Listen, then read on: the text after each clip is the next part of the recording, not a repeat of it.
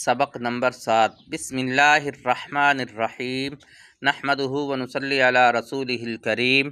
ترجمہ نماز۔ اعوذ کے معنی ہیں پناہ چاہتا ہوں میں۔ ایک سنت، نماز میں قیام کی 2 سنتیں جو کل بیان ہوئیں۔ تکبیر تحریمہ کے وقت ہتھیلیوں کو قبلہ کی طرف رکھنا، نمبر 2 انگلیوں کو اپنی حالت پر رکھنا، یعنی نہ زیادہ کھلی ہوں نہ زیادہ بند۔ اور آج کا سبق سنت نمبر 3، ہاتھ باندھتے وقت داہنے ہاتھ کی ہتھیلی کو بائیں ہاتھ کی ہتھیلی کی پشت پر رکھنا۔